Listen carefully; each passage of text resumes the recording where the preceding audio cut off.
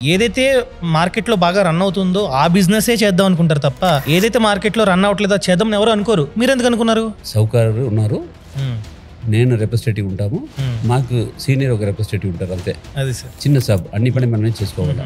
నేను బిజినెస్ చేయాలని ఉన్నాము. ఓకే, నేను గవర్నమెంట్ జాబ్ పోయినట్టు ఏదో టీ కట్ట కూడా నా టీ షాప్ కూడా పెట్టవచ్చు.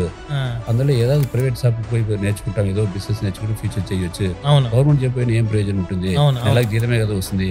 అదని నేను రాని చెప్పి ఆయన రోజు పేపర్ తీసుకుపోయి అన్ని ఊర్లో వేసుకొని వచ్చేవాళ్ళు. నేను పేపర్ అన్ని వాళ్ళ దగ్గర పోయి చదువుతాము, వాళ్ళ ఇంట్లో పోయి చదువుతా ఫ్రీగా. చిన్న ఏజ్ లోనే బిజినెస్ చేయాలని ఫిక్స్ అయ్యారు. ఫిక్స్ అయింది. ఏ బిజినెస్ చేయాలని ఫిక్స్ అవ్వలేదా? తెలియదు. ఏదో బిజినెస్ చేయాలని ఐడియా. అప్పుడు మనకి బిజినెస్ మనకున్న ఏం లేదు కదా.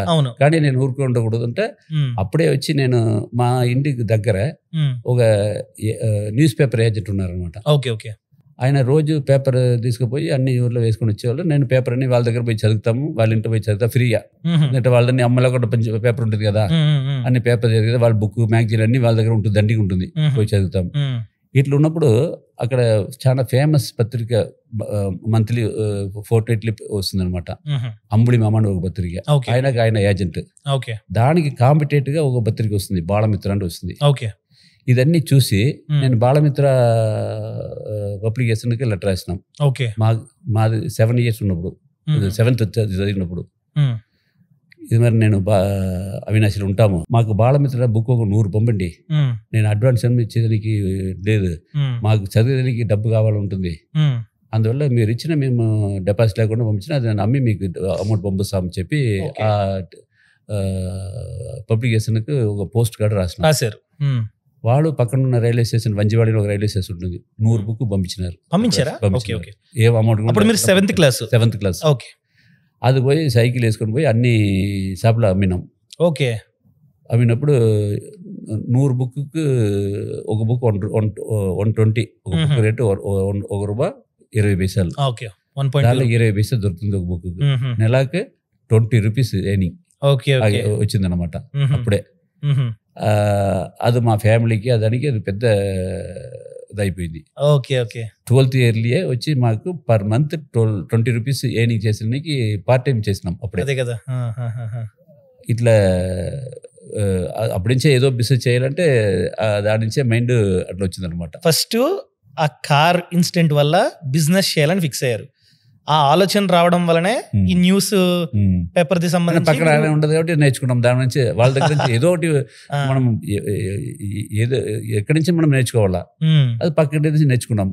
కారు అంబాసిడర్ గారు వాళ్ళ దగ్గర నేర్చుకున్నారు. ఆ తర్వాత సరే ఏదో ఒకటి జాబ్ చేయాలి అని చెప్పి ప్రత్యేకంగా అలా గార్మెంట్ షోరూమ్ ని చూస్ చేసుకోవడానికి కారణం ఏంటండి? ఆ షాప్ SLC ఫెయిల్ అయిన ఉన్నాయి. మా ఫాదర్ ఏం చేసినారంటే నన్ను సైకిల్ వెనకాల కూర్చోబెట్టి టౌన్ ఉన్నకి తీసుకుపోయినారు. పోయినప్పుడు ఒక పడి ఉంటుంది, నన్ను తీసుకుపోయినారు తిరుపూరు అవినాశి నుంచి అవినాశి టౌన్కి తీసుకుపోయినారు, పక్కన ఉన్న బస్ స్టాండ్ దగ్గర తీసుకుపోయినారు. అట్లే పోయినప్పుడు ఏదో హోటల్ గిట్ల తీసుకుపోతారేమో అని చెప్పి నేను వెనకాల కూర్చిపోయినాం. మా ఫాదర్ అడిగినారు, నేను మాట్లాడిపోయినప్పుడు ఎక్కడ పోతాం ఏం సమాచారం అడిగినప్పుడు చెప్తున్నారు, ఇది మరి నేను టౌన్ పంచాయతీకి పోతున్నాము, అక్కడ ఉన్న ప్రెసిడెంట్ నాకు చాలా క్లోజ్, ఆయనకు మా ఫ్యామిలీ మీద చాలా వెల్ విషర్ అనమాట. అక్కడ బిల్ కలెక్టర్ పోస్ట్ ఖాళీ ఉంటుంది, దానికి 50,000 ఇచ్చినాలే దొరుకుతుంది, కనుక కావాల్సింది కాబట్టి నేను మీకు కావాలని చెప్పినప్పుడు తప్పకుండా ఇస్తామని చెప్పి నిన్న పిలుచుకొని రమ్మని చెప్పినారు, దానికోసం పోతున్నామని చెప్పినారు. ఇది నేను సైకిల్ వెనకాల నుంచి విన్నాం. విన్న తర్వాత వెంటనే సైకిల్ నుంచి జంప్ చేసి కింద దిగినాం. కింద దిగి ఎదురు ఉన్న టీ షాప్ ఉంటుంది కదా, అక్కడ పనికి చేరింది. నేను ఏ టైంలో కూడా నేను గవర్నమెంట్ జాబ్కి రాము, నేను బిజినెస్ చేయాలని ఉన్నాము, నేను గవర్నమెంట్ జాబ్కి పోయినట్టు ఏదో టీ కట్ట కూడా నా టీ షాప్ కూడా పెట్టవచ్చు, అందులో ఏదో ప్రైవేట్ షాప్కి పోయి నేర్చుకుంటాం, ఏదో బిజినెస్ నేర్చుకుంటే ఫ్యూచర్ చేయొచ్చు, గవర్నమెంట్ జాబ్ పోయిన ఏం ప్రయోజనం ఉంటుంది? నెలకు జీతమే కదా వస్తుంది, అదని నేను రాని చెప్పి నా 17 years సైకిల్ నుంచి కింద దిగేసినాం.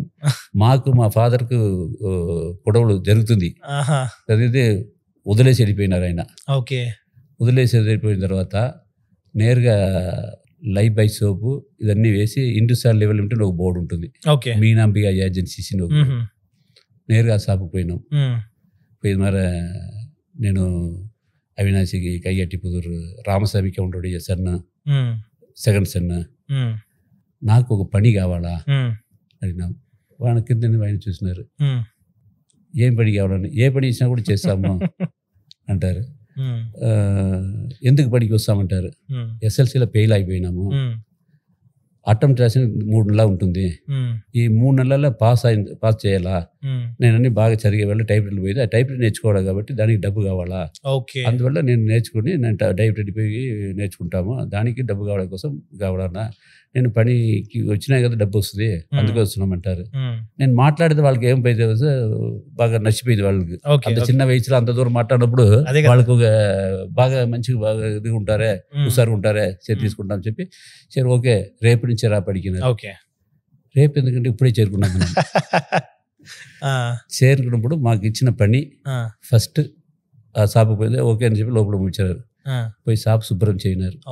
ఫస్ట్ షాప్ శుభ్రం చేసినాం, నెక్స్ట్ వచ్చినాం ఎదురున్న టీ షాప్ టీ తీసుకొచ్చినారు, టీ తీసుకొచ్చినాం. సిగ్గుగా ఉంటుంది, మన తోడు తగిన అమ్మాయిలన్నీ వస్తున్నారు, వచ్చిన సిగ్గుగా ఉంటుంది. ఈ సిగ్గు చూసిన బిజినెస్ ఎట్లా నేర్చుకునేది, అదన్నీ పట్టించకూడదు అని చెప్పి నేనే మైండ్లో పెట్టుకుని మనకు కావాల్సింది మనం పని నేర్చుకోవాలని చెప్పి ఈ పని చేసినాం. నెలకు 60 రూపాయలు, ఒక రోజు 2 రూపీస్. ఇది నేర్చుకుని అటెంప్ట్ రాసి చేసినాం, పాస్ అయిపోయినాం. Very good. ఇప్పుడు ప్రమోషన్ అయిపోయింది కదా, ఇంకా ఏదో పని పోవడప్పుడు మా ఫ్రెండ్ ద్వారా ఈ పని దొరికింది. వెంటనే తిరుపూర్లో విజయలక్ష్మి కాజీ బండర్లో ఎస్ఎల్సి పాస్ అయిన తర్వాత అక్కడ చేరినాం. సో ఈ 6 years పాటు అనగా మీకు 17 ఏజ్ నుండి 23 years వచ్చేంత వరకు బాగా నేర్చుకున్నారు. సో బాగా నేర్చుకున్న తర్వాత మీరు ఓన్ గా బిజినెస్ ని స్టార్ట్ చేయాలని ఎందుకు అనుకున్నారు? మేము విజయలక్ష్మి కాజీ బండర్లో చేరేదే మాకు టర్నింగ్ పాయింట్. అక్కడైనా పెద్ద ఒక ఎంఎన్సీ కంపెనీ కాదు అది, సౌకర్యాలు ఉన్నారు, నేను రిప్రజెంటేటివ్ ఉంటాము, మాకు సీనియర్ ఒక రిప్రజెంటేటివ్ ఉంటారు, అంతే. అది సార్ చిన్న షాప్, అన్ని పని మనమే చేసుకోవాలి. దాంట్లో మనకు బాగా నేర్చుకోవడానికి దండిగా అవకాశం ఉంటుంది. నేను అకౌంట్స్ కాబట్టి కామర్స్ చదివినట్టు ఈసీ అకౌంట్స్ అని మనం మెయింటైన్ చేస్తాము, అన్నీ మనకు ఈసీ అయిపోయింది అనమాట. దానివల్ల అక్కడ మాకు వాల్యూ పెరిగింది. బిజినెస్ తీసుకొస్తాము, అకౌంట్ రాసేదానికి వాళ్ళు 250 రూపాయలు ఇచ్చి అకౌంట్ పార్ట్ టైం రాసుకున్నారు. నేను 150 రూపాయలకు జీరో లైన్ కలెక్షన్ చేస్తాము, ఆర్డర్ తీసుకుని వస్తాము, డిస్పాచ్ చేస్తాము, అకౌంట్ రాసేస్తాము. వాళ్ళకి ఎంత మిగులుతుంది? అవును, చాలా మిగులుతుంది. వాళ్ళకే మిగులుతుంటే నేను నేర్చుకునేది ఎక్కువ.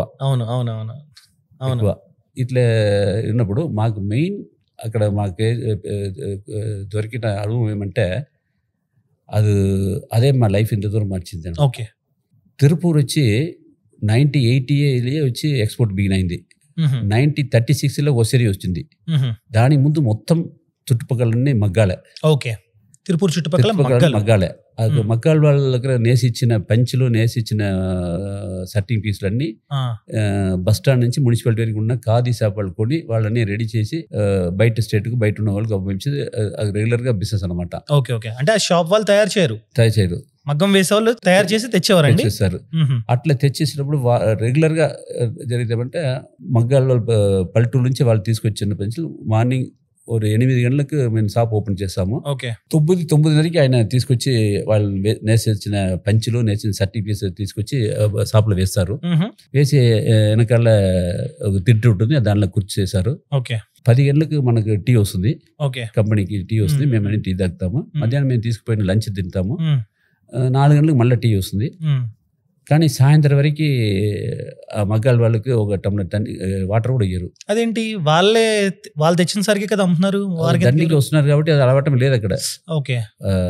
అది షాప్లో వాళ్ళు ఇచ్చేది లేదు. నేనేం చేశామంటే వాళ్ళు పావర్టీ చూసి వాళ్ళ పేరు అనుదామం పడి నేను రెస్ట్ రూమ్ పోయినప్పుడు వాళ్ళు తీసుకుపోయి పక్కనున్న టీ షాప్లో బోండా, వడ, టీ అన్ని తెచ్చిస్తాం. వాళ్ళు ఉన్న అన్నం లేకుండా ఉంటారే కోసం నేను చేసేది మాకున్న జీతం చేసే నెలకు 150 రూపాయలు జీతం మీకు అప్పట్లో రెగ్యులర్ గా ఇది జరుగుతుంది. మా మదర్ అడుగుతుంది, మీకే 150 రూపాయలు జీతము, 20 రూపాయలు బస్సుకు పోతుంది, మళ్ళీ 20 రూపాయలు ఇట్లా దానం చేసుకొని వస్తారు. బస్సుకి వెళ్ళేవారండి అప్పట్లో? బస్సుకి వెళ్ళి వస్తాము. ఇట్లా మీరు 20 రూపాయలు వాళ్ళు దానం చేసుకొచ్చి ఇప్పుడు 110 రూపాయలు వస్తుంది. ఆ 20 రూపాయలు ఉంటే మనకు ఏదో ఖర్చుకి అవుతుంది, ఎందుకు ఇట్లా చేస్తున్నారు అంటే మా అమ్మ ఆ పావర్టీ కోసం ఈ క్వశ్చన్ మా దగ్గర అడుగుతుంది. అంతే కదా, వచ్చేదే తక్కువ, మీరు అందులో మళ్ళీ దానాలు ఆ మైండ్ లోపలే నేను దానం ఇచ్చింది వాళ్ళకి హ్యాపీ ఉన్నా కూడా ఆ డబ్బు ఉన్నప్పుడు కొద్దిగా మాటలు మామూలుగా చెప్తున్నప్పుడు నేను ఆలోచన చేసినాం.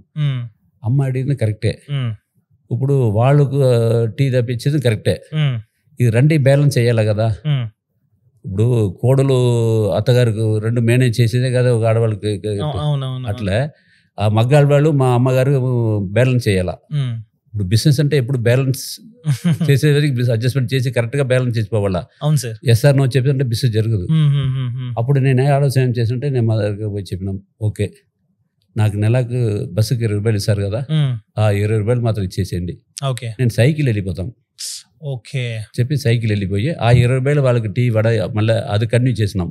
అంటే వాళ్ళకి హెల్ప్ చేయడం కోసం బస్సులో వెళ్ళే మీరు బస్సులో వెళ్లకుండా సైకిల్ మీద వెళ్ళి ఆ బస్ టికెట్ కి ఎంతైతే ఆదా అవుతుందో ప్రతి మంత్ ఒక బస్ దాన్ని 35 పైసా ఒక రోజులకు 70 పైసలు, నెలకి 20 రూపాయలు. ఆ 20 రూపాయలని మీరు దానానికి యూజ్ చేశారు. అది చెప్పాలంటే ఆ షోరూమ్ ఓనర్, ఆ షాప్ ఓనర్ పట్టించుకోవాలి వీళ్ళని, కానీ ఎంప్లాయీ అయినా మీరు పట్టించుకున్నారు. మీరంటే బాగా అభిమానం పెరుగుంటది వాళ్ళకి, చాలా అభిమానం ఉంటుంది. అది వాళ్ళ అభిమానం ఉండకుంటే నాకు వాళ్ళ తప్ప అడదా ఉంటుంది కాబట్టి ఇదేది చేసి వాళ్ళకి మనకు రిలేషన్షిప్ పెరిగింది. ఇది ఏమైందంటే రాక వెస్టర్న్ కల్చర్ పెరుగ పంచులు ప్రొడక్షన్ దండిగా ఉంటుంది, సేల్స్ మార్కెట్ తగ్గిపోయింది. ఓకే, అందువల్ల పెద్ద వాళ్ళు ఇప్పుడు ఏ రాయపడి చెప్పినారు కదా, వాళ్ళని పెద్ద బిజినెస్ చేసేవాళ్ళు, పంచుల బిజినెస్ అప్పుడు కూడా జరుగుతుంది. వాళ్ళని స్పిన్నింగ్ మిల్కి వెళ్ళిపోయినారు, బిజినెస్ తగ్గింది కాబట్టి స్పిన్నింగ్ మిల్కి వెళ్ళిపోయినారు. అట్లా అన్ని షాపు వచ్చి బిజినెస్ తగ్గిపోయినా అన్ని ఎక్స్పోర్ట్ అన్ని డైవర్ట్ చేసుకుని వెళ్ళిపోయినారు, కానీ అందరు క్లోజ్ చేసేసినారు. ఇప్పుడు నా విజయలక్ష్మి ఖాదీ మందిరం ఇంకా ఫ్యూచర్ లేదు కాబట్టి వాడు వేరే బిజినెస్కి వెళ్ళిపోదాం, మీకు పని లేదని చెప్పేసినారు. ఇప్పుడు మేమేం చెయ్యాలా, ఇప్పుడు పని లేదు, ఏదోటి చెయ్యాలా అన్ని ఆలోచన చేసినాం. ఇప్పుడు అందరూ ఎక్స్పోర్ట్ బిజినెస్ పోయినా ఈ పల్లెటూరులో వీవేస్ నేసే వాళ్ళకి ఎవరు అన్నం పెట్టేది, ఎవరు చేసేది. ఇప్పుడు మనం 6 years అది నేర్చుకున్నాం, మనకు పార్టీలు ఉన్నారు, మనం పోయి చెప్పి ఏదో కొద్ది ఆర్డర్ తీసుకొచ్చినా కూడా వాళ్ళు ఏదో 50 ఫ్యామిలీకి మనం సపోర్ట్ చేయొచ్చు కదా. అందువల్ల నేను ఆలోచన చేసి పంచుల బిజినెస్ బిగిన్ చేస్తామని చెప్పి ఆలోచన చేసి తీర్మానం చేసినాం. అంటే ఎక్కడైతే ప్రతి ఒక్కరూ ఆ వ్యాపారాన్ని మానేశారో అదే చోట అదే వ్యాపారాన్ని మొదలు పెడదామని ఫిక్స్ అయ్యారు. అదేంటి సార్, ప్రతి ఒక్కరు కూడా ఏదైతే మార్కెట్ లో బాగా రన్ అవుతుందో ఆ బిజినెస్ చేద్దాం అనుకుంటారు తప్ప ఏదైతే మార్కెట్ లో రన్ అవట్లేదో చేద్దాం ఎవరు అనుకోరు. మీరు ఎందుకు అనుకున్నారు?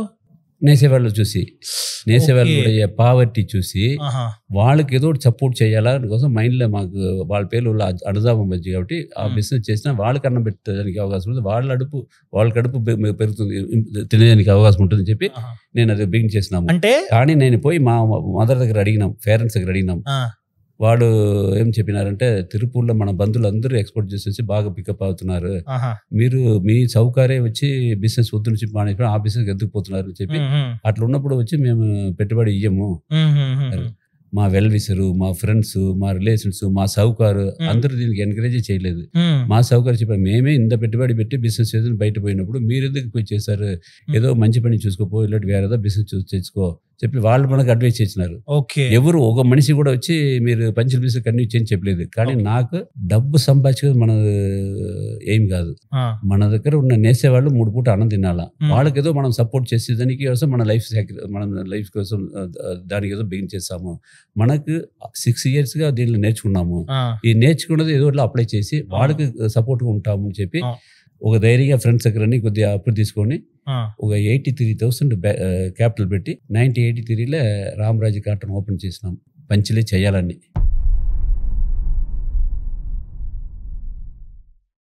బాస్ వాలా, బీ ద బాస్.